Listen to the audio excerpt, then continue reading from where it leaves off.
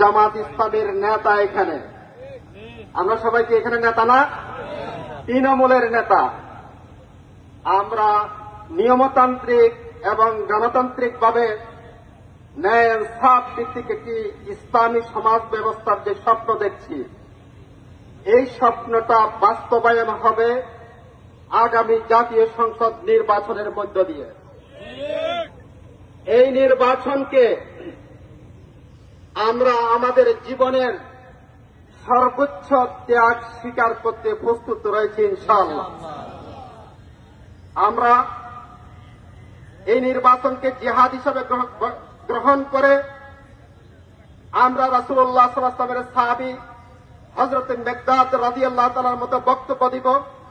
হযরত মিকদাদ রাদিয়াল্লাহু তাআলা রাসূলুল্লাহ সাল্লাল্লাহু আলাইহি ওয়াসাল্লামকে কোন এক জিহাদের বদরের যুদ্ধের পরামর্শ সভায় তিনি বলতেছেন, ইয়া রাসূলুল্লাহ, আমরা আপনাকে ওইরকম বলবো না যেভাবে বলেছিল মুসা আলাইহিস সালামের উম্মতেরা।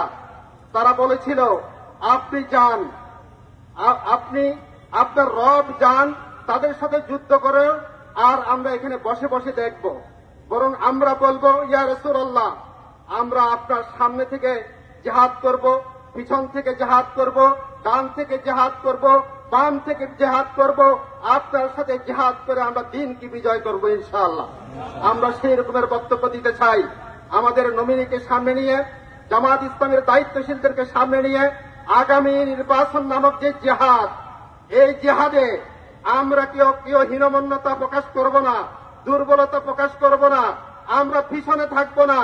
আমরা ভাব থেকে, সামনে থেকে, পিছন থেকে, ডান থেকে, বাম থেকে তার সাথে কাজ করে আগামী জাতীয় সংসদ নির্বাচনে ফেনী 3 আসনে কে ডাক্তার মানিক ভাইকে আমরা নির্বাচিত করার জন্য কি আমরা রাজি আছি?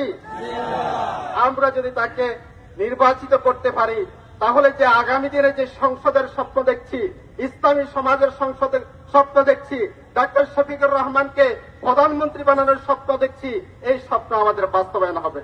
তবে একটা পরামর্শ দিয়ে আমার বক্তব্য শেষ করছি।